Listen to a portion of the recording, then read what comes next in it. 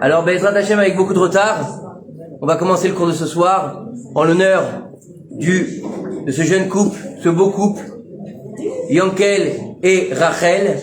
Et ça tombe bien ce soir parce que c'est un cours sur Rachel Imenu, sur la mère des matriarches, même si dans la paracha on a lu Sarah, mais celle qu'on appelle la mère du peuple d'Israël, c'est Rachel Imenu.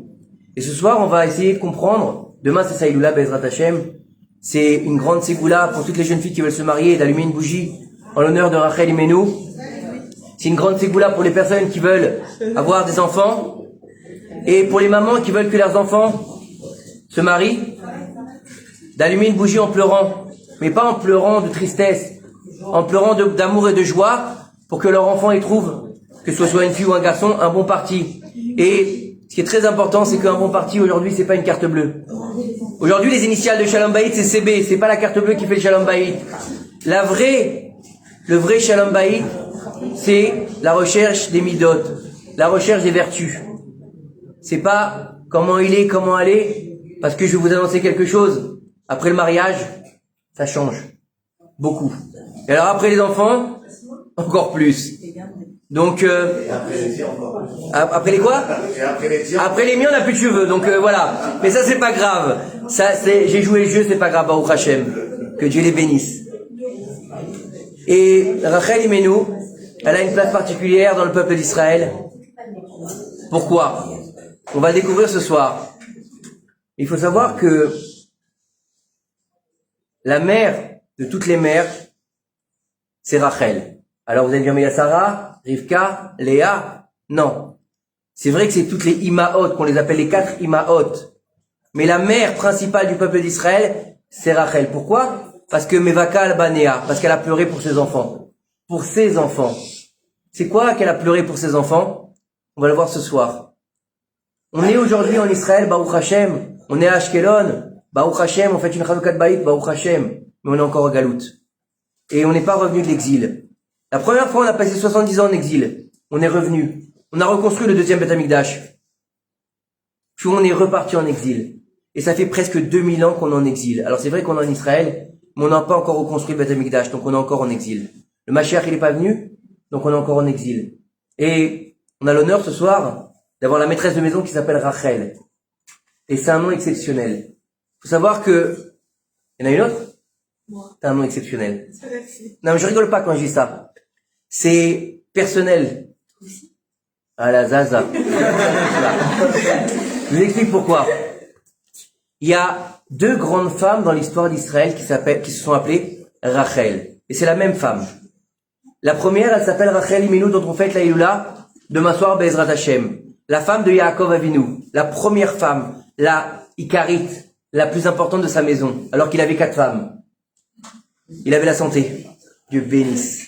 Mais il faut comprendre que il y a une deuxième après, elle s'appelait Rachel, Bat Kalva Savoua.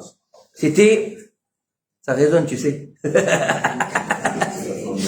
Et la femme de Rabbi Akiva, elle s'appelait Rachel. Et nos sages nous disent que c'était la réincarnation de Rachel Imenu.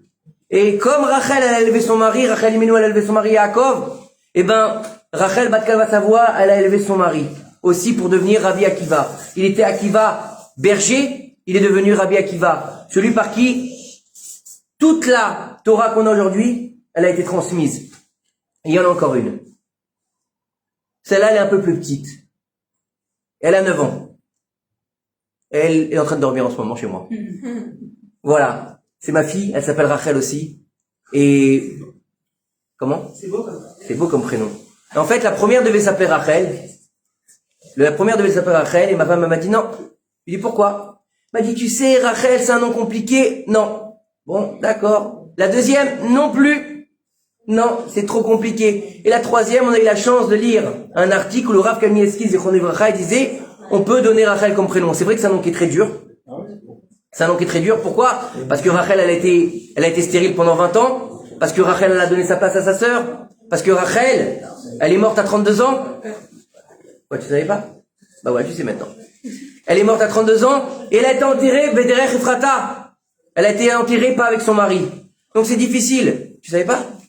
Bah voilà, tu sais. Non, mais c'est important. C'est important. Alors maintenant, faut comprendre que quand le Rav Kanievski a marqué on peut donner Rachel, tout de suite j'ai appelé la troisième, Rachel Baruch Hashem, en l'honneur de Rachel Imenu et Rachel Bat Kava Savoie. Et c'est avec fierté que je vais parler de Rachel Imenu ce soir. Rachel Imenu, la deuxième fille de Lavan. Lavan, un rachat de service, un pourri comme on n'en a jamais vu. Une raclure, on peut appeler ça comme ça. Un homme impossible à fréquenter, infréquentable d'ailleurs. Et il va avoir deux filles. Il va avoir deux filles magnifiques. Une qui s'appelle Léa et une qui s'appelle Rachel. Et on va nous dire que Rachel et Léa, elles étaient jumelles. C'était des jumelles. Et donc Lavan, il avait des jumelles. Et sa petite sœur, elle a eu aussi des jumeaux. Il s'appelait Yitzhak, et il s'appelait Yaakov, pardon. Yaakov et Esav. Et comme ça, ils avaient fait un pacte. La grande, elle va épouser le grand, et la petite, elle va épouser le petit. Donc Léa, qui est la première, elle va épouser Esav. Qu'est-ce que ça me regardait comme ça? J'ai dit une bêtise. Il me regarde comme ça, qu'est-ce qu'il dit? Et la deuxième, la petite, elle va épouser Yaakov. C'était comme ça à l'époque. Dès qu'ils naissaient, on les mariait. Vous avez de la chance, mesdemoiselles, aujourd'hui, hein. Ça se fait encore en Afghanistan, donc vous avez de la chance d'être en Israël. J'ai pas raison. Donc, Tchawatov. Alors, faut comprendre que Rachel, elle était bien. Elle était tranquille, elle était contente. Pourquoi? Quand on va voir la naissance de Esav et de Yaakov, on va voir que Esav, c'est un type un peu bizarre. Esav, le jour de l'enterrement de son grand-père, il est parti tuer quelqu'un. Il est parti voler quelqu'un. Un malade mental. Il est arrivé, son grand-père il est mort, qu'est-ce qu'il dit à son frère? Qu'est-ce que tu fais? À bouffer? J'ai faim, vas-y. Il lui dit pas, donne-moi une assiette, donne-moi. Il lui dit, verse-moi la marmite dans la bouche. D'accord? Un mec qui pense qu'à son ventre. Et l'autre, on l'appelle d'ailleurs un Ish Sadeh, un homme des champs. Comme une espèce d'homme de Cro-Magnon. Il est né, écoutez bien, il est né bébé, mais il avait des dents, il avait des cheveux, il avait des poils et il marchait. Rassera le truc. Et l'autre, Khnin, il est né, il était beau, il était tout mignon. La seule chose qu'il avait fait, c'est prendre le talon de son frère dans sa main. Et lui, c'était Ishtam Yoshev Ohalim. Un mec simple avec Hachem qui restait dans les tentes, un tzaddik. L'autre, c'est un rachat et l'autre, c'est un tzaddik. Maintenant, il faut savoir que dans la religion juive, il n'y a rien qui est laissé au hasard. Il n'y a rien qui est fait comme ça, où on a promis Esav à Léa et Yaakov à Rachel. Rachel et Léa, c'est des jumelles. Yaakov et Esav, c'est des jumeaux. Mais à quel niveau? En fait, il faut savoir que le monde, quand il a été créé, Akadosh Baruch Hu, il a créé un homme et une femme, ensemble, en même temps. Zachar et Nekeva. Vous parlez hébreu ou pas du tout? Ça va, on n'est pas obligé de tout traduire alors.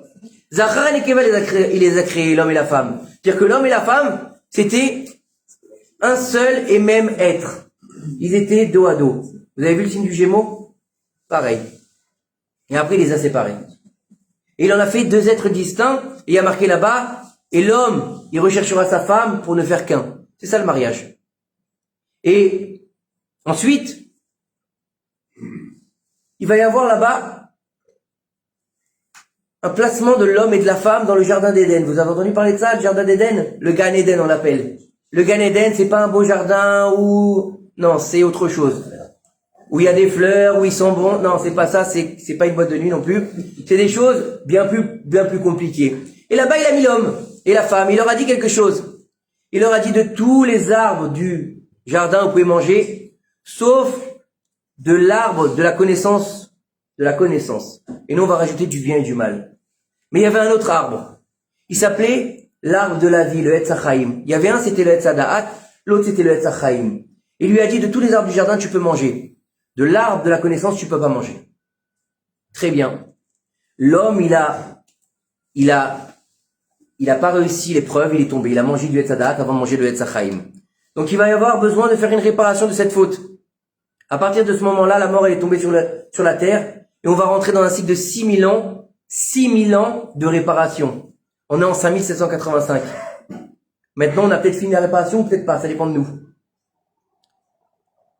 On vous souhaite que du bonheur et que du plaisir, Bezrat Hashem. Voilà. Amen, ve amen. Et maintenant, il va falloir faire des réparations. Et on a vu dans la paracha de cette semaine, le premier des patriarches. Tout le monde le connaît, comment il s'appelle? Abraham. C'est bien, vous me suivez.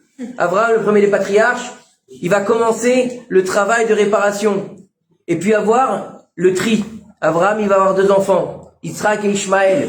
On va mettre Ishmaël de côté, parce que lui, c'est le mauvais d'Abraham, et on va garder Yitzhak.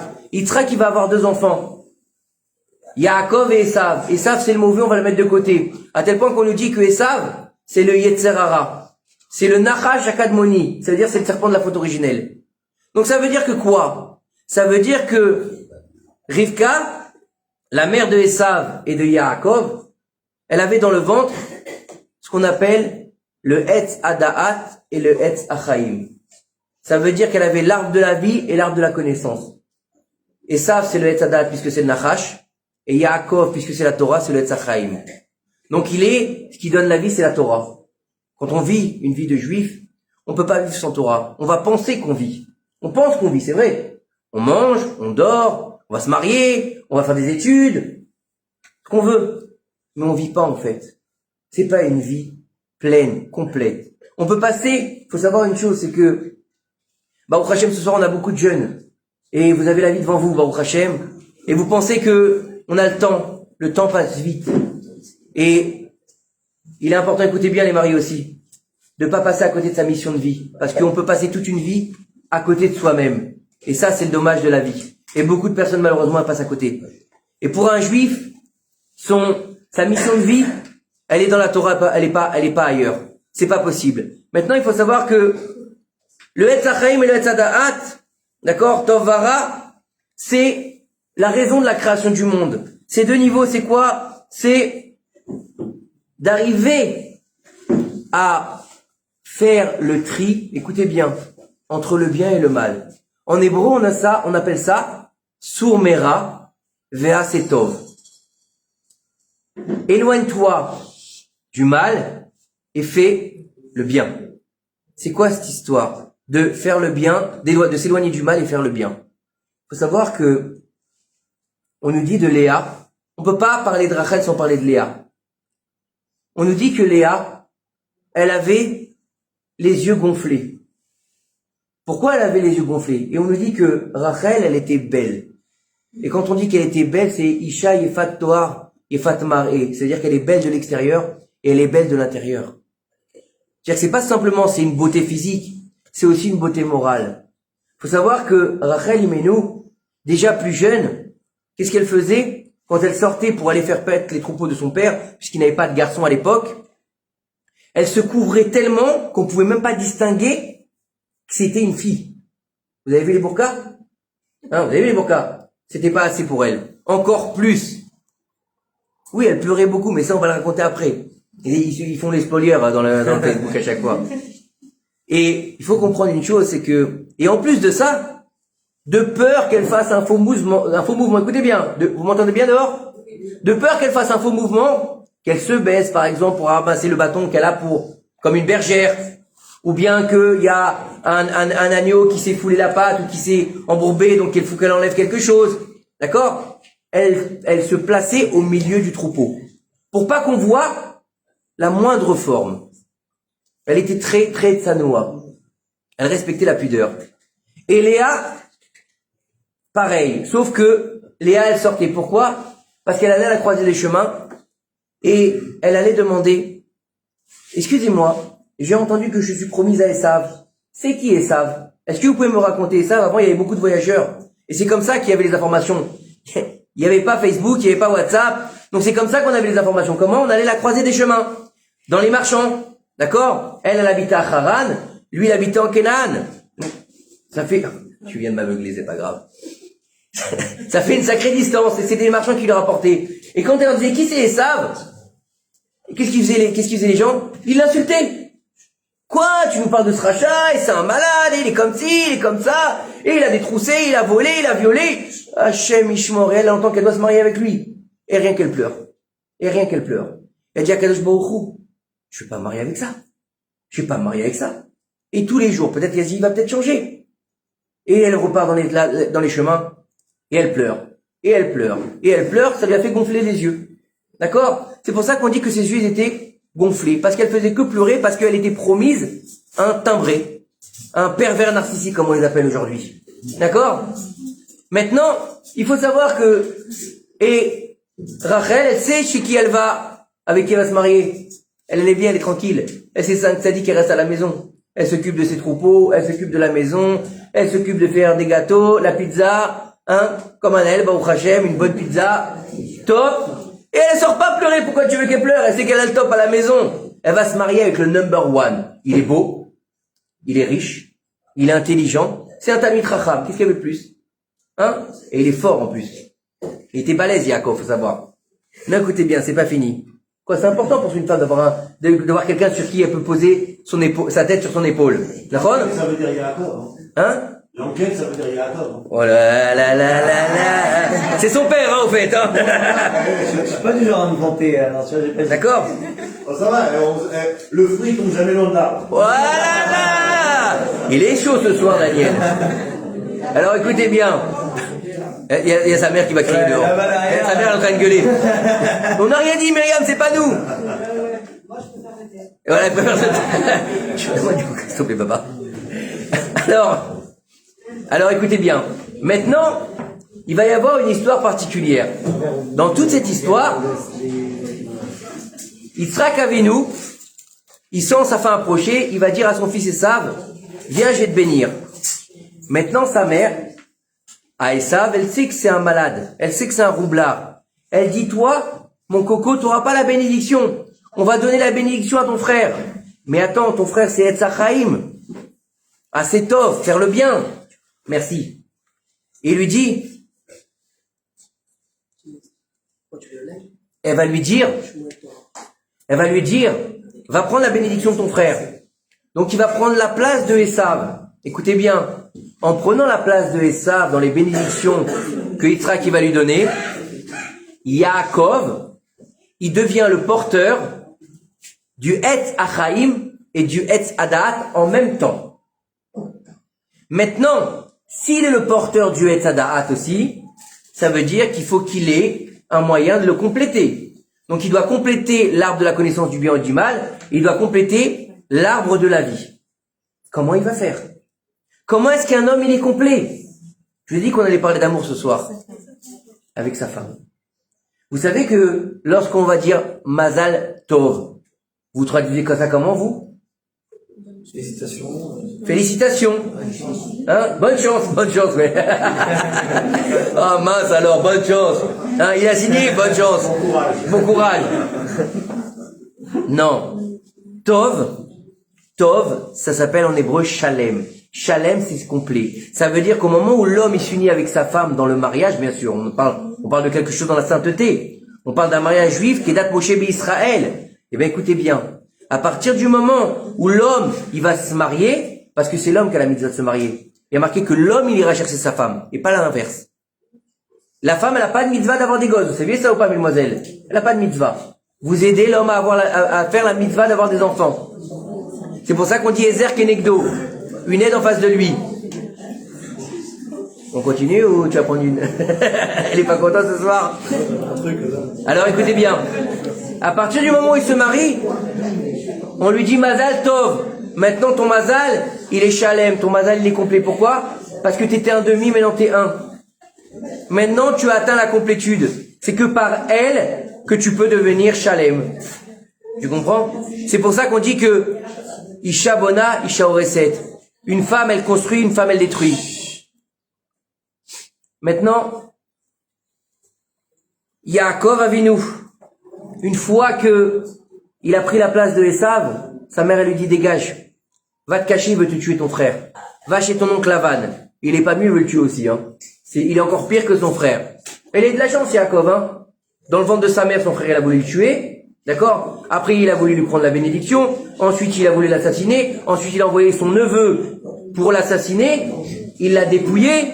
Ensuite, il arrive chez son beau-père. Normalement, un beau-père, ça peut être un peu sympathique, quoi. Non. Il lui fait que des crasses. Il lui dit, je veux me marier avec Rachel. Il lui donne Léa. D'accord? Ah oui, tu savais pas ça? 14 ans. 14 ans, ça, grâce. 14 ans. Elle avait 14 ans. Non, 7 ans pour Léa. Il a travaillé 7 ans. Mais attends, pourquoi 14 ans? C'est important ça aussi. Il a pas travaillé 14 ans, il a travaillé 7 ans. Écoutez bien. 7 ans et 7 jours. 7 ans et 7 jours. Il s'est marié au bout des 7 jours. Il a travaillé encore 7 ans. Vous allez comprendre, c'est pas 14 ans, c'est 7 ans et 7 ans. Tu vas comprendre la différence. Il y a aussi l'envoyé de l'ange aussi. Là, il y a l'ange, son fils, sa fille. Il y a une vie, Dieu béni, 130 ans de malheur. 130 ans de malheur, Yaakov, il nous écoutez bien. Maintenant, il doit faire la réalisation du Sourmera Ve'asetov. Éloigne-toi du mal et fais le bien. Il va avoir besoin de prendre la place de Esav. Donc, s'il a besoin de prendre la place de Esav, il va avoir besoin d'épouser Léa. Pourquoi? Parce que Léa, elle est le Etzadat Tovara. Pourquoi? Parce qu'elle devait se marier avec Esav. Mais en quoi elle est Etzadat Tovara, Léa? Et en quoi Rachel, elle est Etzachaim? En quoi? En quoi ces deux niveaux? Yaakov Avinu, c'est Adam Arishon. Adam Arishon, il a eu 2 femmes. Adam Arishon, il a eu 2 femmes. La première qu'il n'a pas épousée, qu'il a répudiée, la deuxième qu'il a épousée. Et nous, on connaît que la deuxième. Elle s'appelle Chava, dans la Torah. Em Kol Chai. Elle est la mère de toutes les créatures vivantes. Et la première, on l'appelle Elielité, la reine des démons. Une fois qu'elle a été rejetée, elle a été épousée le Malach HaMavet, le Yetzer Hara. D'accord? Le méchant de l'histoire. Elle est devenue la reine des démons. Et en fait, c'est celle qui s'appelle la femme du Nachash, la femme du serpent. Donc elle détient en elle le Etzadat Tovara, le bien et le mal, comme le serpent il a fait fauter Chava.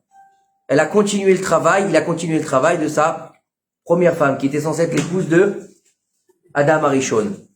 Maintenant, c'est plus profond que ça. Le niveau de Rachel et Léa, on sait que lorsque Yaakov, il va arriver à Haran, il va rencontrer qui là-bas? Il va rencontrer Rachel. Il va voir Rachel. Léa, est-ce qu'il la voit? Léa, il la voit pas. Il va travailler. J'avais demandé en vibreur. Hein. Oui, je me rappelle. C'est bien. Hein. Il écoute bien. Ah, le premier de la classe. C'est lui, c'est. Lève-toi et mets-leur une colle. Écoutez bien. Rachel, Yaakov, quand il arrive à Haran, il va connaître Rachel. Il va ensuite dire à Rachel, je veux t'épouser. Il va lui dire, je veux t'épouser.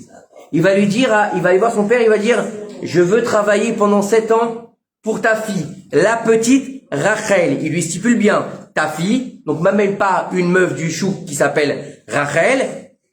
Ta petite, ne me dis pas celle-là, elle s'appelle Rachel et celle-là s'appelle Léa, je sais que c'est la petite, c'est celle-là que je veux, d'accord? Et celle qui s'appelle Rachel, il lui stipule bien. Et il lui dit, je vais travailler 7 ans pour elle. Pourquoi il lui a pas dit 1 semaine?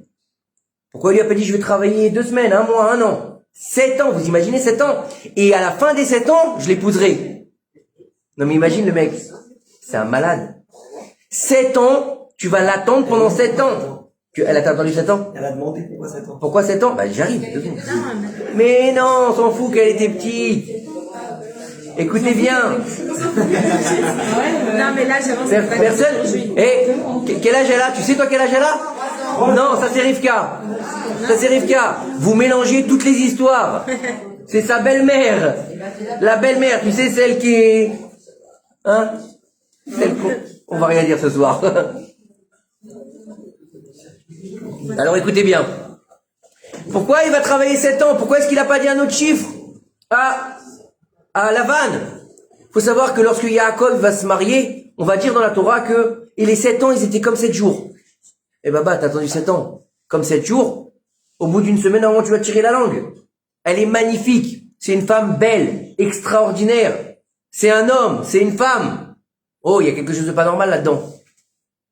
On est des êtres humains, non, ici, on connaît un petit peu la nature des hommes. Il est pas normal, Yaakov, qu'est-ce qu'il a? Non. Yaakov, il est parfait. Il est la perfection de la spiritualité. Lorsque Yaakov il veut se marier avec Rachel, il veut pas l'épouser pour ce qu'elle est physiquement. Il l'épouse pour ce qu'elle est spirituellement. Et il va mettre tout en place pour que son union, elle soit parfaite. Ça veut dire, il va faire en sorte que toutes les sphères céleste, elle soit en place pour pouvoir épouser sa femme. Ça veut dire que il va devoir faire le passage de toutes les sphères pendant 7 ans. Combien il y a de sphères? 7 sphères célestes. Il va passer du chesed jusqu'à la malchoute pour épouser sa femme. Et donc c'est pour ça qu'il a attendu 7 ans. C'est pas parce qu'il est taré, c'est parce qu'il veut que son union elle soit dans la perfection de la création du monde. Vous connaissez l'alignement des planètes? C'est l'alignement des sphères célestes. C'est pour ça qu'il attend 7 ans. Et ensuite, il va lui dire quelque chose. Il va lui dire, attends, je sais que ton père c'est un roublard, donc je vais te donner des signes. Je vais te donner des signes. Et il lui dit comme ça, quand on va être sous la choupa, quand on va être dans la chambre, tu vas me donner les signes. Comme ça, je sais que c'est toi. Il va lui donner 2 signes. Alors, au niveau de nos sages, on nous dit qu'il lui a donné 3 signes, qui s'appellent chez la femme, China. Le China, le aîné comme on l'appelle. Alors, le aîné, chez la femme juive, c'est pas de mettre dans la main, du truc noir dans la main. Le China, c'est les initiales des mitzvot qui incombent à la femme. Chala, Nida, Adlakat Nerot. De faire la chala, donc d'enlever la pâte quand on fait du pain, d'enlever la partie qui ne nous appartient pas et de la brûler. La Nida, de respecter les lois de pureté familiale et d'allumer les nérodes de Shabbat. Pourquoi les nérodes de Shabbat? Parce que la femme, en allumant les nérodes de Shabbat, elle rallume la lumière du monde que Chava a éteinte, la première femme. Et il y a une mitzvah pour l'homme de préparer les nérodes de Shabbat. Pourquoi? Parce que eux, ils ont fait la faute du veau d'or. Et alors qu'à la faute du veau d'or, on était revenu avant la faute originelle, c'est les hommes qui ont fait le veau d'or, pas les femmes. Donc les femmes, elles allument les bougies pour remettre la lumière du monde, mais les hommes, ils préparent les bougies pour réparer la faute du veau d'or. Voilà. Exactement. Oui, vendredi avant Shabbat. C'est bien ou pas, t'as vu? Je t'ai dit, j'étais venu pour rien ce soir, je te parle d'amour ce soir. Ça aide les couples. Maintenant, c'est pas difficile. Non, mais il doit aussi mettre un coup de spongia, hein, ou aider à la maison, ça c'est aussi une halakha, hein. L'homme, il doit aider à la maison avant Shabbat, c'est une halakha. Les prochains qui veulent se marier, sachez qu'il faut aider sa femme avant Shabbat. Prochain cours, je vais avoir un petit. Tout d'un coup, là, allez, Yokel, il va me dire, prends la porte, s'il te plaît. Moi, chez moi, ma mère, c'est tout, pourquoi je veux pas que ma femme me passe? Il y a un cours ailleurs, c'est quoi cette histoire, là? C'est quoi ce bourbier? Alors, écoutez bien. Maintenant, ça c'est les premiers signes. Maintenant, Al-Pi HaZohar, il va lui donner encore 3 autres signes. Il va lui donner des signes Al-Pi HaKabbalah. Des signes qui sont tellement grands que c'est les signes du Kohen Gadol. Écoutez bien, c'est les signes que faisait le Kohen Gadol quand il faisait des sacrifices dans le Beth Amikdash. C'est quoi? C'est pendant l'union que elle lui touche l'oreille droite, elle lui touche le pouce droit, elle lui touche l'orteil droit. Oui. Attends 2 secondes. Mais non, pendant l'union. Mais non, pendant le... Je t'expliquerai après. D'accord? Il y a des enfants ici. La voix alors. Mais non, il la voit pas. Je t'expliquerai après comment ça marche. D'accord? Pourquoi? Écoutez bien pourquoi. Le Kohen Gadol, il faisait ça. Quand il faisait un sacrifice, il prenait le sang de la bête et il se mettait du sang sur l'oreille droite, sur le pouce et sur l'orteil droit. Pourquoi? Ouais, c'est trop bizarre, je sais. Aujourd'hui, on fait pas ça, laissez tomber, hein. Essayez pas de tuer la poule dans la cuisine. Laissez tomber, c'est pas de truc satanique, laissez tomber. On n'est pas là-dedans. D'accord? Pourquoi? Le Zohar HaKadosh, il dit que c'est le, comment dire? C'est quoi? C'est comment dire, c'est les points où le Yetzer Hara se place au moment de l'union. Et là-bas, il fait passer le désir animal avant le désir de sainteté. Donc ça apaise le désir animal. Voilà pourquoi il nous dit le Zohar HaKadosh. Donc il lui a donné aussi ces 3 signes. Et elle, qu'est-ce qu'elle a fait? Le jour où elle allait se marier, Rachel, elle a fait 7 ans qu'elle attend son mari. Le jour où elle va pour mettre sa robe, son père, il arrive dans sa chambre, il lui dit, donne-moi ta robe. Il dit, pourquoi faire? Va habiller ta sœur, Léa. Comme ça, il peut être... Oui, va habiller ta sœur Léa. C'est toi qui vas lui mettre la robe. Elle l'a su le jour même. Et n'oublie pas, hein, tu lui fais le maquillage. Maintenant, et il lui dit, et surtout, tu te tais. Maintenant, Rachel, elle sait que son mari lui a donné des signes. Et si Léa lui donne pas les signes, qu'est-ce qui va se passer? La honte pour sa sœur. Léa, on dit qu'elle n'était pas au courant. Léa n'était pas au courant qu'elle devait pas se marier avec Yaakov. Léa, elle pensait qu'elle devait se marier avec Yaakov. Il y avait beaucoup de pudeur à l'époque. Léa. Son père lui avait dit, tu vas te marier avec Yaakov. À Léa. Écoute bien, c'est pas fini. Et elle doit lui passer les signes. Comment elle va lui dire? Elle va lui dire, écoute, on a fait des signes entre Yaakov et moi. Elle peut pas lui dire ça. Léa, elle est persuadée que c'est son mariage. Comment on le sait? Quelques années plus tard, lorsque Réhouven, qui est né le premier fils de Léa, il va revenir des champs avec des mandragores. Les mandragores, vous savez c'est quoi? Les mandragores, c'est des fleurs. Les mandragores, c'est des fleurs qui ressemblent à des petits bonhommes. C'est des fleurs qui ressemblent à des petits bonhommes. Et on dit que ces fleurs, elles ont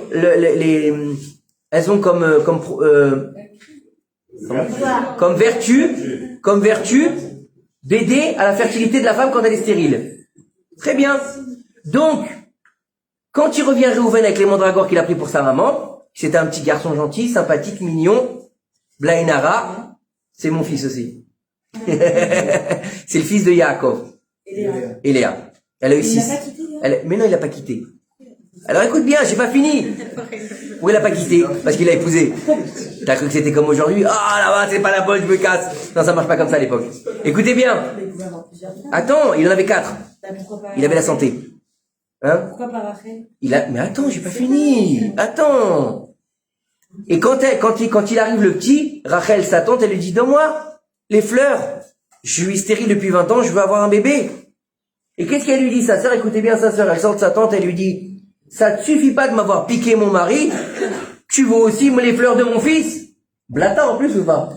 Hein? Vous savez ce qu'elle lui a dit, Rachel? Toi, tu lui aurais dit quoi? Non, tu lui aurais dit quoi?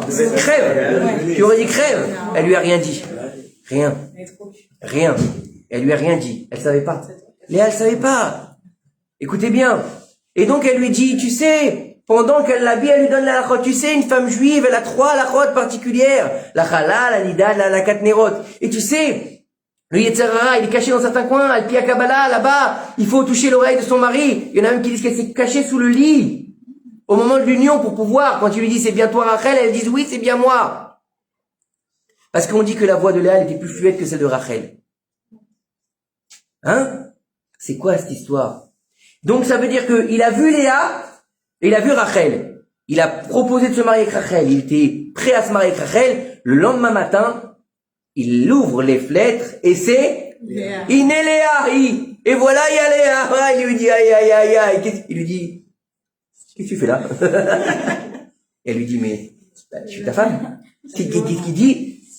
Et il a été voir là-bas, il lui dit, pourquoi tu m'as donné ta fille? Léa, je te demandais Rachel. Il lui dit, tu crois qu'on est des débauchés, nous, chez nous? Il dit quoi? Il lui dit, jamais on donne la plus grande avant le plus petit, avant la plus petite. D'abord la grande, après la petite. Hein?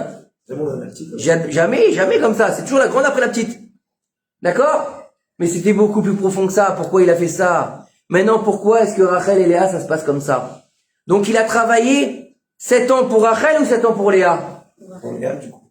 Il a travaillé 7 ans pour Léa. Il savait que c'était pour Léa? Il savait pas que c'était pour Léa. Il pensait qu'il travaillait pour Rachel. Donc, elle est cachée ou elle est dévoilée, Léa? Elle est cachée ou dévoilée dans l'histoire? Il sait qu'il va se marier avec Léa? Il sait pas. Il sait qu'il veut se marier avec Rachel? Oui, c'est normal. Parce qu'en fait, il faut savoir que nos matriarches, mis à part d'être le Etz Hadaat et le Etz Hachaim, elles sont aussi ce qu'on appelle Shrina Deit Galia et Shrina Deit Kassia. La présence divine dévoilée et la présence divine cachée. Qui c'est la présence divine cachée? C'est Léa. Qui c'est la présence divine dévoilée? C'est Rachel. Il lui dit, travaille encore 7 jours et tu épouses Rachel. Il sait pour qui il travaille. Elle est complètement dévoilée. Alors que Léa, tout se fait sous le manteau. Il travaille pendant 7 ans, il sait pas qui va l'épouser. Elle est cachée pendant le mariage. Et Rachel, elle est où, dis-moi? Yaakov, il épouse Léa, d'accord? Mais dans les invités, Rachel, elle est où? Elle doit être là, non? S'il tourne la tête, il voit les meufs. Qu'est-ce que tu fais là? Non, c'est toi que j'épouse. Elle s'est cachée pendant la choupa. Donc elle est tout le temps cachée. Et elle sait que son mari qui attend depuis 7 ans, il va épouser sa sœur et elle dit rien. Écoute, Rabbi, c'est pas une femme extraordinaire. Hein? sa race, l'autre, elle lui aurait crevé les yeux, les dents, et elle lui a arraché la tête. Non? Hein, c'est ce que tu aurais fait, ce que tu dis tout à l'heure. Tu vois, j'ai compris déjà. Là...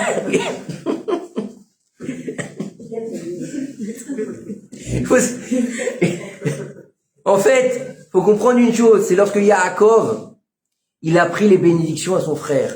Maintenant, il est obligé de faire la réparation des deux mondes. Les mondes d'en haut, les mondes d'en bas. Les mondes cachés, les mondes dévoilés. Il est obligé d'épouser Rachel et Léa. Mais il aurait dû épouser Rachel avant Léa. Pourquoi? Parce que Rachel et Léa, c'est Yudke Vavke. C'est le nom d'Akadosh Baruch Hu. Et le nom d'Akadosh Baruch Hu, il est complet que quand il écrit, il est complet et dans sa forme absolue que quand il écrit Yud, plus loin He, plus loin Vav, et plus loin He. D'accord? Vous êtes d'accord avec moi ou pas? Le Yud E, c'est Rachel. Le Vav E, ouais. Vav E, c'est Léa. D'accord? Maintenant, faut savoir que Lavan, c'est un sorcier. Lavan, il sait que si Rachel, elle se marie avant Léa, le Mashiach, il vient. Si Rachel, elle se marie avant Léa, Yaakov, il épouse Rachel, il épouse Léa ensuite puisqu'il a pris la place de Esav, Yaakov, il devient Mashiach. Pourquoi il devient Mashiach? Yad al-Kesya. Ça veut dire quoi? Ça veut dire qui recolle les morceaux du trône divin. Le Yudke Vavke dans sa complétude. Maintenant, quand il fait marier Léa avant Rachel, il a écrit quoi? Vav E, Yud E. Il a inversé le nom divin. Il peut pas venir le Mashiach. Vous avez compris? C'est pas simplement qu'il a fait marier la grande avant la petite, c'est qu'il a changé l'ordre du monde. Ça veut dire qu'il a bloqué le Mashiach. C'est pour ça qu'on dit dans la Haggadah, Arami Oved Avi. C'est un araméen qui a fait tomber mon père. Pire que Pharaon. Pourquoi? Parce que Pharaon, il s'attaquait à nos corps. Mais Lavan, il s'est attaqué à nos âmes. Vous comprenez? Maintenant, c'est pour ça que Léa, elle est toujours cachée, parce que c'est la présence divine cachée. Elle peut pas se dévoiler à Yaakov. Elle est toujours dans l'ombre. Et Rachel, c'est celle qui est toujours dévoilée. C'est le Olam Hazé et le Olam Abba. La mère de ce monde, c'est Rachel, puisque ce monde, il est dévoilé ou il est caché? Il est dévoilé. Donc ça veut dire que celle qui nous accompagne dans ce monde, c'est qui? C'est Rachel, c'est pas Léa.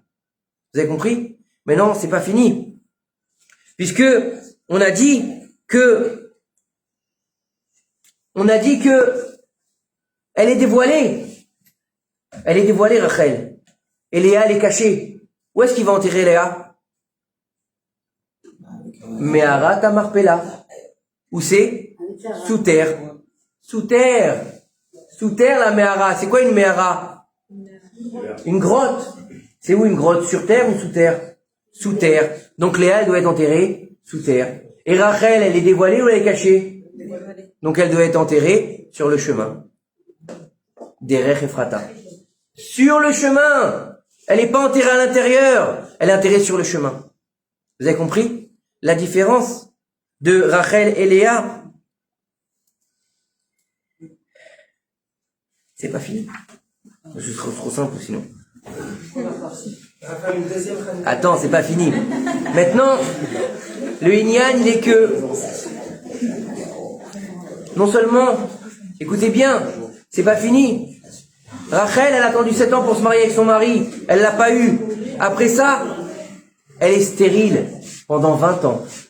Elle est stérile pendant 20 ans. Écoute bien. Et sa sœur, qui n'était pas censée épouser son mari, coup sur coup, elle a des gosses. Elles savent, les matriarches, qu'elle doit faire la part pour avoir les 12 tribus. Et là, elle voit un fils, 2 fils, 3 fils, 4 fils. C'est pas normal. 5 fils, 6 fils, elle va avoir Léa. 6 fils. Alors qu'elle devrait en avoir 6 chacun. Elle se dit, il y a un problème, j'ai pas eu encore d'enfant. Et elle lui donne sa servante. Donc si sa sœur, elle a eu 6 garçons, et que sa servante, elle a eu 2 garçons, elle a plus de part. Et Léa, elle donne sa servante aussi. Elle va avoir 2 garçons. Qu'est-ce qui reste à Rachel? Elle a rien. Écoutez bien. Rachel, elle n'a pas d'enfant. Rachel, elle va voir son mari. Écoutez bien la violence. Lui là, Yaakov. Donc, Yaakov, il a déjà 10 enfants. 10 enfants. Dieu bénisse Blainara, hein. Belle famille. Ok? Et sa femme, celle qu'il préfère, d'accord? C'est ça. On dit, et Rachel, elle était Akara. Akara, c'est stérile. On dit, ne dit pas Akara, elle est Ikara. Aikar, chez la Baïd. Ikara Baïd. C'est quoi? La préférée de Yaakov. C'était celle qui préférait, c'était sa maison. Pour lui, c'était elle, sa maison, et pas une autre. Elle n'a pas d'enfant. Écoutez bien. Ça fait 20 ans qu'elle est mariée avec lui. Elle va voir son mari, elle lui dit, je t'en prie, donne-moi des enfants. Écoutez bien la phrase, hein. Donne-moi des enfants, ou sinon je suis morte. Morte. De là, on apprend de quelqu'un qui n'a pas d'enfant, c'est quelqu'un qui est considéré dans le ciel comme mort. Écoutez bien. Il doit lui dire quoi? Ma pauvre chérie, je t'aime. Viens, on va prier ensemble. Oui ou non? Vous savez ce qu'il lui dit? Est-ce que je suis sous Dieu pour pouvoir prier pour toi? C'est-à-dire, qu'est-ce qu'il lui dit quoi? Est-ce qu'on est en Israël pour que je puisse prier? À Kadosh Baruch Hu, pourquoi? Parce qu'on dit celui qui vit en Chutz La'aretz, c'est comme si qui servait des idoles. Donc lui, il vit à Haran à ce moment-là, il peut pas. Il lui dit, je peux pas prier pour toi. Je pourrais prier que si j'étais en Eretz Israël. Et qu'est-ce qu'elle aurait dû lui dire, sa femme? Je vais te crever les yeux. Elle lui dit quoi? Rien. Rien. Vous pouvez prendre le verset, elle ne dit rien. Elle ne dit jamais rien. C'est pas fini. C'est pas fini. Si c'était fini, c'était bien. Vous avez envie d'une vie à ça comme ça, les filles? Franchement. Votre mec, votre machin, la maison, la sœur. Même si c'est une copine, tu dis déjà je veux pas. Hein? Même pas si c'est une deuxième. Vous avez pas vu en Égypte, la semaine dernière? Vous avez pas vu ça? Blata. Écoutez bien, parce que chez nous ça se fait plus, hein. Mais en Égypte, un mec, le jour de son mariage, il veut faire un très beau cadeau à sa femme. Le jour de son mariage, ils sont dans la soirée, il dit à sa femme, je vais te faire un super cadeau. Elle lui dit, c'est quoi le cadeau? Il demande une autre gonzesse en mariage dans le mariage. C'est pas des maboules, ceux-là. Il lui dit, je vais te faire un cadeau, il amène une autre gonzesse et il lui donne une bague. Mais, je vous jure, j'ai vu la vidéo, c'est hallucinant. J'ai cru que j'allais tomber par terre. Elle lui a sauté dessus. Je sais pas, moi c'est des arabes, hein, me demande pas pourquoi moi, j'en sais rien. Bon, attendez, c'est pas fini. Au bout du compte, elle est tant bien que mal, elle arrive à avoir un enfant. Yosef Hatzadik, l'Echni, le plus beau gosse, il arrive, Yosef. D'accord? Et elle dit quoi? Que Dieu me donne la possibilité d'en avoir un autre. C'est bien. Elle tombe une deuxième fois enceinte. Et là, au moment où elle va accoucher, elle a 32 ans. Écoutez bien, 32 ans. Ils sont en train de rentrer en Eretz Israël. Elle a Derer Bethléem. Vous savez où c'est Derer Bethléem? Quand vous allez à Jérusalem, vous avez la grande avenue là qui va du Kotel jusqu'à la tombe de Rachel. Jusqu'à la tombe de Rachel. Du Kotel jusqu'à la tombe de Rachel en direct. D'accord? Là-bas, elle va donner naissance à son fils, son deuxième fils. Au moment d'accoucher, elle meurt. Elle meurt. À 32 ans, en accouchant de son deuxième fils. Et elle est même pas enterrée avec son mari, elle est enterrée sur le chemin. Mais à quoi ça sert tout ça? Qu'est-ce qu'elle a fait, la pauvre? Alors le Zohar, il nous dit quelque chose d'extraordinaire. Attends, tu vas voir. Le Zohar, il nous dit quelque chose d'extraordinaire. Il nous dit que Rachel, elle aurait jamais dû avoir un deuxième enfant. Rachel, elle devait avoir qu'un seul enfant. Sa matrice, elle était programmée que pour un seul enfant. Et en fait, il y a marqué là-bas, au moment où sa neshama, elle sort de son corps. Au moment où sa neshama, elle sort de son corps, elle rentre dans le corps de son fils. Elle a donné sa vie pour avoir un deuxième enfant. Elle a donné sa vie pour le peuple d'Israël. Écoutez bien, c'est pas fini parce que c'est extraordinaire qu'est-ce qu'elle a fait cette femme pour nous. Pourquoi elle est enterrée sur le chemin? Parce que déjà, comme je t'expliquais, c'est la présence divine dévoilée. Mais ça, c'est pas suffisant encore. On dit de Rachel, Mevaka Albanea. Elle pleure pour ses enfants. C'est quoi ses enfants? Yosef et Binyamin? Non. Écoutez bien. Lors de la destruction du premier temple, par Nebuchadnezzar, il a envoyé Nebuzradan, son chef des armées, détruire le temple et exiler les Juifs en Babylonie. Parce qu'il savait si le peuple restait en Israël, il n'aurait jamais le pouvoir sur eux. Et à ce moment-là, quand les Juifs sont exilés, Abraham Avinu se lève, écoutez bien, Abraham Avinu se lève, il va voir Akadosh Baruch Hu, lui dit Akadosh Baruch Hu, pardonne tes enfants, je t'en prie, pardonne-les, fais-les revenir de l'exil, pardonne-leur leurs fautes. Avodazara, Gilou Yaramim, Gilou Yarayot, Avodazara, Shfichut Damim et Gilou Yarayot. Pardonne-leur ces 3 fautes. Et là, il lui dit non, Abraham, je peux pas. Yitzhak, il vient et lui dit la même chose, il lui dit non, je peux pas. Yaakov, il vient et lui dit non, je peux pas. Moshe, il vient et lui dit non, je peux pas. Aaron, il vient et lui dit walou, pareil. Et là, les patriarches, ils sont désespérés. Comment faire revenir les enfants d'Israël? David Amelech, il y va pareil. Et il peut pas. Personne n'arrive à faire revenir les enfants d'Israël. Personne n'arrive à faire baisser le courroux d'Akadosh Baruch Hu. Et là, tout d'un coup, on entend une petite voix, fluette, toute mignonne. C'est violent ton truc quand même. Hein. À la fin de la soirée, je te demande des lunettes de soleil à toi. Hein. Écoutez bien, une petite voix qui va voir Akadosh Baruch Hu, elle continue en plus. Hein. Et elle va voir Akadosh Baruch Hu, elle lui dit, Hachem, pourquoi t'es en colère? Qu'est-ce qui se passe? Il lui dit, pourquoi tu veux pas faire revenir tes enfants sur leur pays? Et il lui dit, parce qu'ils ont fait de la Avodazara. Elle lui dit, alors quoi? Tu es sur la vertu de la jalousie? Il lui dit, oui, je suis jaloux qui servent des dieux de pierre et de bois. Ça vous rappelle rien, les dieux de pierre et de bois? Hein?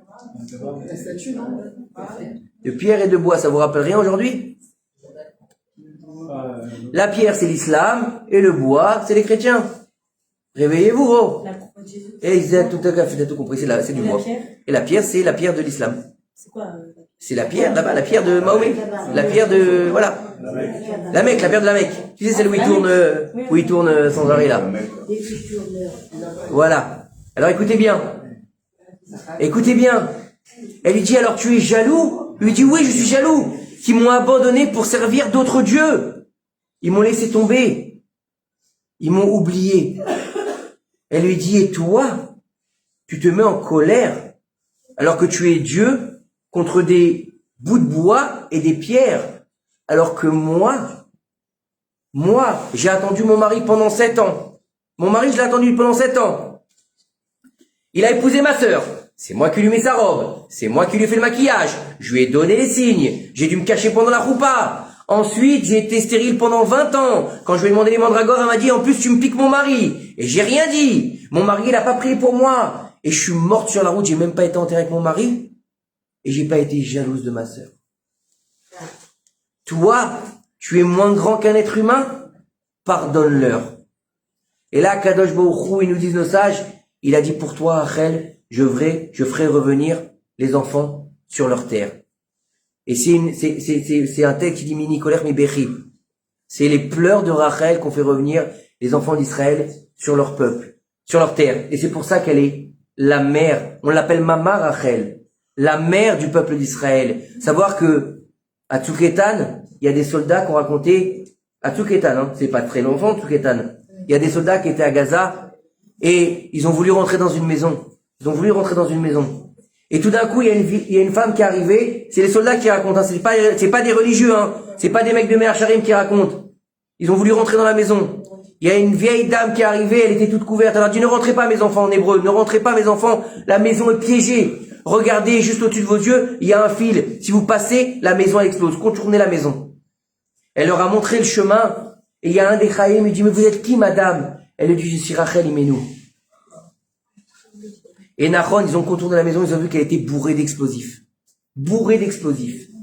Et plusieurs Chayalim qui ont raconté que Rachel est venue sauver les Bnei Israël. Donc en fait, par le mérite de Rachel Imenu, on va pouvoir revenir sur notre terre. Et pourquoi Moshe et David, ils ont prié Rachel est là? Quoi? Moshe et David, t'as dit que... C'est les Neshamot.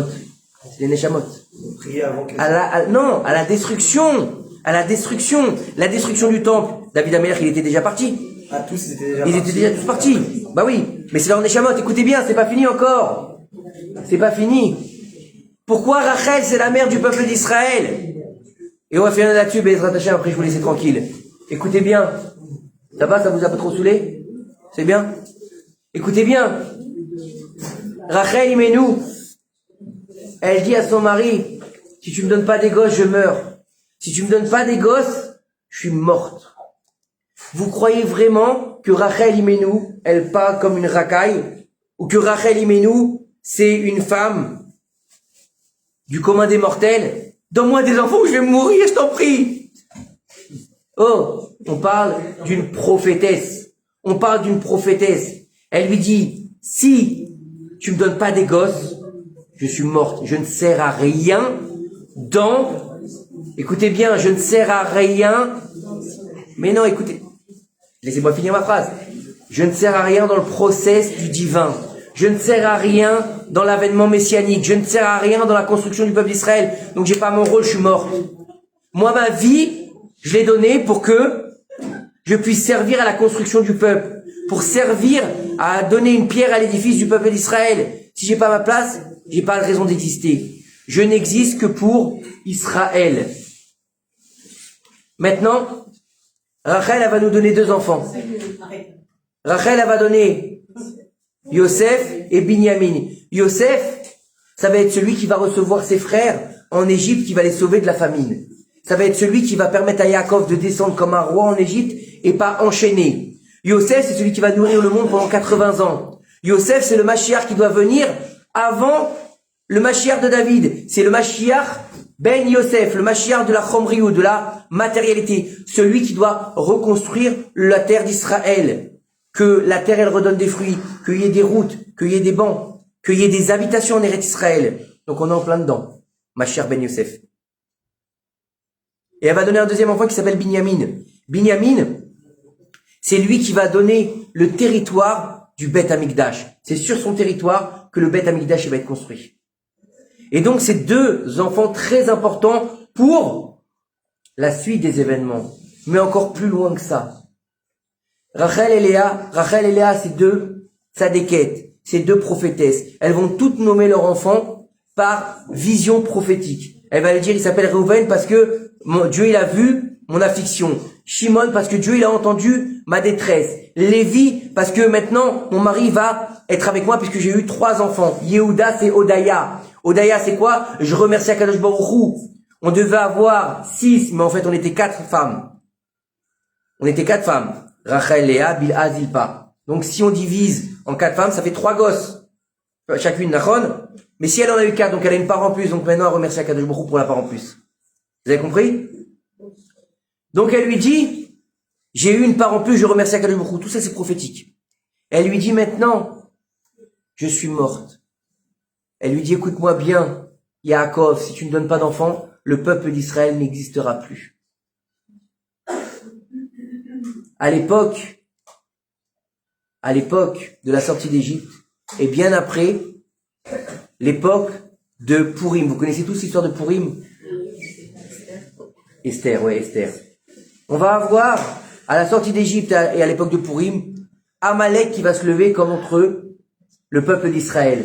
Amalek, c'est l'antithèse du peuple d'Israël. C'est celui qui veut détruire le peuple d'Israël. C'est celui qui veut prendre la place du peuple d'Israël. Qu'est-ce qu'il y a? C'est toi, sur la photo?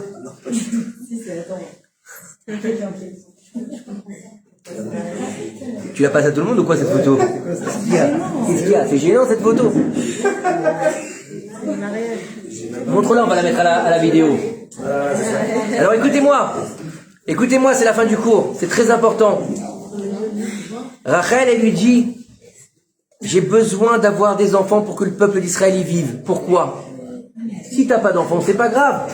Ta sœur, elle en a eu 6, ta servante, elle en a eu 2, l'autre servante, elle en a eu 2, il y en a déjà 10, c'est bon. Qu'est-ce que tu nous casses la tête? Les frères de Yosef, ils ont vendu Yosef. Vous connaissez tous l'histoire? Ils ont vendu leur frère, il a été esclave en Égypte. Ils ont vendu leur frère. Et pendant 20 ans, Yaakov Avinu, il était en deuil de son fils. Donc pendant 20 ans, il était par terre à pleurer son enfant. Et personne ne lui a dit que son fils, il était vivant. Est-ce que c'est un manque de respect? Oui ou non? C'est un très grand manque de respect pour leur père. D'accord? Donc ils ont bafoué le 5e commandement. Tu respecteras ton père et ta mère. Exactement. Et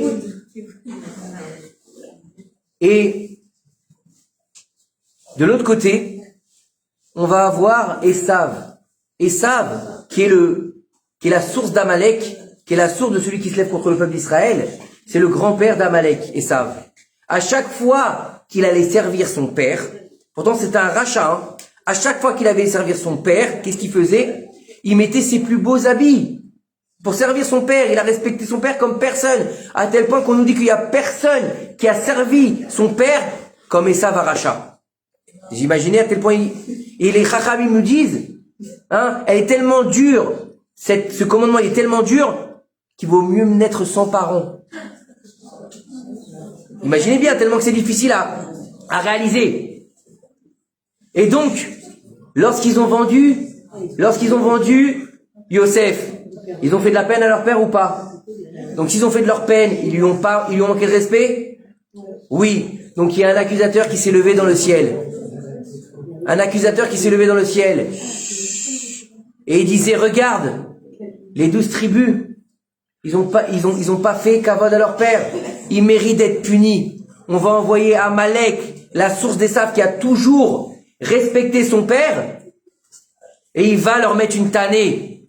Et à l'époque de la sortie d'Égypte, il va envoyer Amalek. Amalek qui va venir se battre contre le peuple d'Israël. Et là, Moshe Rabbeinu, il va envoyer qui? Il va envoyer Yoshua ben Nun. Puis après, à l'époque de la Megillat Esther, il y a Aman Aracha, qui est le petit-fils de Amalek, qui va venir pour pouvoir détruire tout le peuple d'Israël. Et là-bas, il va y avoir un homme qui s'appelle Mordechai. Et Mordechai et Yoshua, qu'est-ce qui les relie ensemble? Eh ben, il faut savoir que Yoshua ben Nun, c'est le petit-fils. Yoshua, c'est lui qui a fait rentrer en Israël les Bnei Israël. C'est celui qui a pris la suite de Moshe Rabbeinu. Yoshua, non. Amalek, c'est le fils de Timna et d'Eliphaz. D'accord? C'est la descendance d'Esav.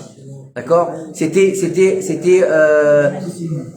une histoire tralouide, c'est un inceste, c'est un truc un peu dégueulasse. On va pas rentrer là-dedans ce soir. D'accord? Écoutez bien. Il a envoyé Yoshua ben Nun. Yoshua de ben Nun, de quelle tribu il est? Yoshua ben Nun, il vient de la tribu de Ephraïm. Ephraïm, c'est le fils de Yosef, qui est le fils de Rachel. Et Mordechai, il vient de quelle tribu? De la tribu de Binyamin. Et Binyamin, c'est le fils de qui? De Rachel. Donc si il n'a pas d'enfant, ni se lève Yoshua, ni se lève Binyamin. Et donc, le peuple d'Israël, il prend une tannée dans le désert et il prend une tannée à l'époque de Purim. Pourquoi? Il y a marqué, et on va tuer tous les juifs, du plus grand au plus petit, en un seul jour. Qui c'est qui s'est levé? Mordechai. Ishemini. L'homme de droite. Binyamin. Le fils de la droite. Regardez bien les mots, ils sont très importants dans la Torah. Le fils de la droite, Ishemini. Mordechai, c'était l'homme de droite. Et donc c'est celui qui se lève. Encore aujourd'hui, on est dans l'homme de droite aussi, Baruch Hashem. On est en train de vivre quelque chose d'extraordinaire. Et regardez bien, aujourd'hui, ce qui se passe. On est en train de vivre les mêmes choses. On a besoin de Rachel Imenu pour pouvoir avoir un srout, pour pouvoir revenir sur notre terre en tant que nation d'Israël. Regardez ce qui s'est passé à Amsterdam. C'est un pogrom. Regardez ce qui se passe en France avec au PSG, qu'est-ce qui s'est passé? Regardez ce qui se passe dans tous les pays du monde. On est en train de nous pousser à revenir en Israël. C'est le retour à Sion, c'est le sionisme. C'est ça le sionisme. Le sionisme, comme j'aime là le répéter, c'est pas de bouffer une merguez le jour de Yom Ha'atzmaut avec un drapeau d'Israël sur le dos. Ça c'est très sympa, ça fait du bien, c'est bon aussi. On passe un bon moment avec une bière fraîche quand il fait beau. C'est top, mais c'est pas ça le sionisme. Le sionisme, c'est le retour à Sion. C'est quoi le retour à Sion? C'est quoi, aller à Jérusalem une fois de temps en temps? C'est d'aller au kotel et de pleurer 5 minutes en disant Dieu, donne-moi la parnassa, Dieu, donne-moi un zivouk, Dieu, je t'en supplie, je veux un brun avec une bonne carte de visite, une carte bleue. Non, ou la belle blonde avec la villa. C'est pas ça le retour à Sion. D'accord? Le retour à Sion, c'est la construction du peuple d'Israël sur sa terre. C'est le kibbutz galuyot. C'est de demander à Rachel Imenu, encore une fois, Mevaka Albanea, pleurer sur nos enfants. C'est qui nos enfants? C'est tous nos chayalim. Tous ceux qui sont ici ce soir, qui sont pas sur le terrain, mais qui ont fait des choses extraordinaires. D'accord? On en a ici dans cette maison, on les bénit, Baruch Hashem. Parce que, franchement, c'est pas évident, d'accord? Qu'ils soient père de famille, en Milouim, ou jeune homme, appelé le 7 octobre, d'accord? Sur les lieux. Écoutez-moi, laissez-moi finir 2 petites minutes, s'il vous plaît. Parce que ça, c'est très important. C'est pas pour moi, c'est pour eux. Qu'ils soient appelés le 7 octobre, qu'ils lâchent tout pendant Simchat Torah et qu'ils partent sur le front, ils savent pas où ils vont, ils savent pas qu'est-ce qu'ils doivent faire. Ils savent pas combien ils vont prendre de balles qu'on va leur tirer dessus. D'accord? C'est des malachim. D'accord? C'est des malachim. Non, pas Meler, malach. D'accord? Tous ceux, ton fils, bien sûr. J'ai dit tous ceux qui sont là, tous ceux qui sont pas là. D'accord? On a le fils de notre ami Chaim. D'accord? Lui, il vit en France. Écoutez bien. Son fils, il est démineur. Son fils, il est démineur. Papa de 4 enfants. Démineur. Il me dit, à chaque fois, il part en première ligne. Bah oui. Il doit voir s'il n'y a pas des mines sur le terrain. Vous imaginez? C'est pas des tzadikim. C'est plus que des tzadikim. Et regardez bien ce qui se passe aujourd'hui. Tous nos soldats. Vous avez vu, ils ont des petits scratchs là, hein? Et il y en a plein. Qu'est-ce qu'ils ont? Mashiach. Mashiach. M'en fous que c'est interdit. Ils ont raison de les mettre. D'accord? La chose la plus vendue cette année, l'objet le plus vendu, ça a été le tzitzit. Il n'y a jamais eu autant de chayim qu'ont mis le tzitzit. Il n'y a jamais eu autant de chayim qu'ont mis le tfilin. Il n'y a jamais eu autant de tzad qu'on fait teshuva. D'accord? Maintenant, faut savoir une chose. Il y a un jour écoutez bien cette histoire. Il y a un jour un élève de yeshiva, il est allé voir son rav. Il est allé voir son rav. Il lui a dit que Vodarav, je voudrais partir du pays. Je crois qu'il habite à Eilat. Je voudrais partir d'Eilat. Je voudrais aller dans l'Israël pour aller pèleriner les tzadikim. Parce qu'ici, il n'y a pas de tzadikim qui est enterré à Eilat. Son rave, il lui a dit, pourquoi tu veux quitter la ville? Il lui a dit, laisse tomber. Il lui dit, va au cimetière militaire. Il lui dit, va au cimetière militaire. Là-bas, dans le carré militaire, tu pries. Là-bas, c'est des tzadikim. Il lui a dit, c'est des tzadikim, prie, c'est pareil. Il a dit, tu seras autant exaucé que d'aller dans des tzadikim. C'est pas simplement des malachim, c'est des tzadikim. Celui qui est prêt à faire Messirut Nefesh pour le peuple d'Israël, c'est un tzadik. Ils font ce qu'a fait Avraham Avinu, Yitzhak Avinu. Je pèse mes mots, attention, hein. Ils font ce que font Avraham, Yitzhak et Yaakov. Ils donnent leur vie pour le peuple d'Israël. Qui c'est qui a envie à 19 ans d'aller tirer contre des ennemis comme ça? Qui c'est à 20 ans qui a envie de donner sa vie plutôt qu'à envie d'aller en boîte de nuit? La vérité. Non, c'est vrai. On préfère aller au cinéma qu'aller à Gaza. La vérité, qui c'est qui a envie d'aller à Gaza? Tu préfères aller au cinéma? Tu préfères aller à la marina prendre un bon café? Non? Qui c'est qui a envie? Ils font non mais écoutez bien. C'est les racines du peuple d'Israël. C'est les Shuresh comme Avraham, Yitzhak, Yaakov, Rachel, Léa, Sarah, Rivka. C'est exactement la même chose. Ils sont en train de faire éclore les bourgeons, d'accord, que nos pères et mères, ils ont semé en Eretz Israël. C'est le dévoilement du Mashiach. C'est ça, le dévoilement du Mashiach. C'est pas un vieux bonhomme qui va arriver en criant « Je vous ai compris !» Ça, c'est De Gaulle. D'accord? On n'en a rien à faire de ça. Écoutez-moi bien, c'est important.